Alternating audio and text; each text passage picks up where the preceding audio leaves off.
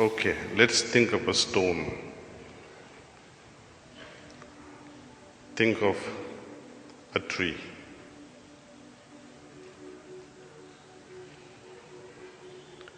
Think of a cat and a dog or a cow. Think of a human being.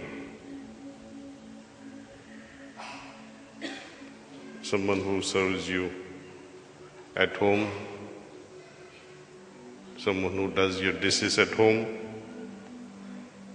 human, our parents, human, our sisters and brothers, human as our neighbors, we all together, the masters, the human part of their existence and the divine part. Can you imagine the spectrum of consciousness from the sage to the stone? Can you speculate it? At least imagine it.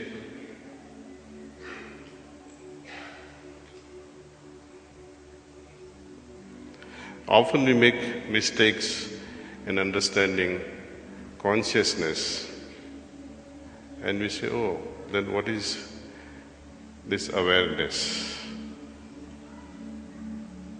Stone is not aware of certain things. So we say, oh, stone has no consciousness. But so as you, when you go to sleep, you are not aware. Are you a stone? No. Person in coma, he is not aware. The way we think awareness is. Or when you take anesthesia, for example, and you are in that state, deep sedation, or the consciousness that we have during the meditation and the awareness at that time, in a state of deeper samadhi, and our awareness is different. Sometimes, even when I am in a deep state during meditation, I am fully aware that I am in a deep state. There are times when you are totally conked out. And only after someone says, that's all, you come out slowly. And then you recollect, oh, I was gone. Then too, you had a consciousness, but you were unaware of it.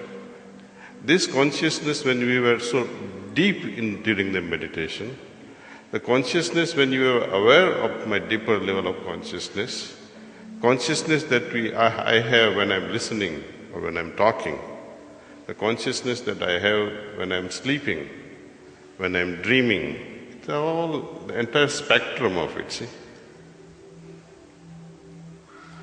And this is the only thing that keeps changing.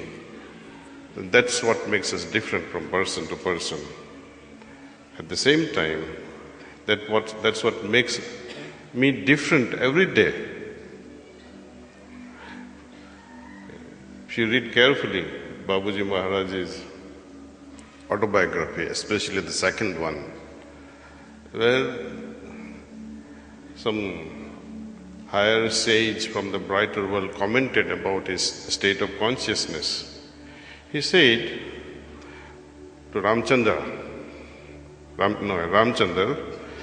your lowest level of consciousness is such that the highest consciousness of the highest saint ever born in this world cannot even reach that. You understand what this means? So you can see the spectrum of consciousness even among the saints. It's untouchable. Babuji has to come down to our wavelength and then communicate with us. You see? It's like when you communicate with some guy who can't understand you. They say, oh, breaking my head.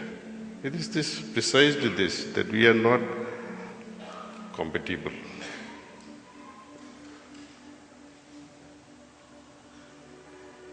And what is the point of speaking the word, I evolved from a stone-like consciousness to a divine consciousness? Does it make any sense to you?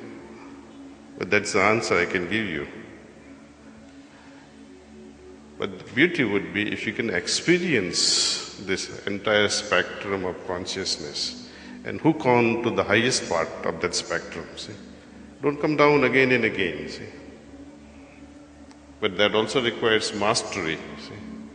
There are some saints who would like to go to Himalayas and hide themselves because they don't have this flexibility of exchanging their viewpoints, for example.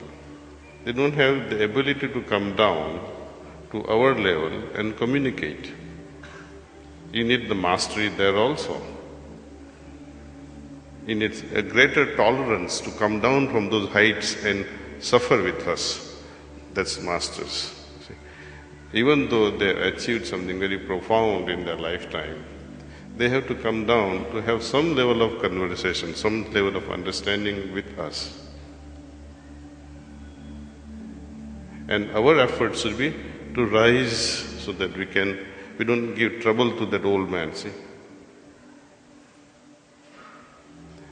In family life also, we have seen this compatibility issues.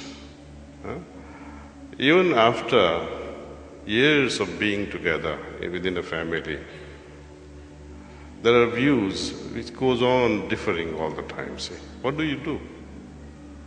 Best would be try to understand whose viewpoint is better. Don't try to prove who is right or who is wrong. Who is better, who has a better viewpoint. And then stick on. Accept that one. See. No point trying to prove your rightness or correctness. Sometimes it is better to lose an argument and love your parents, even though you may be right. And especially with your spouse. Don't take panga. Because arguing and then winning the argument, how does it help? You lost a friend. What do you want? You want to keep losing this?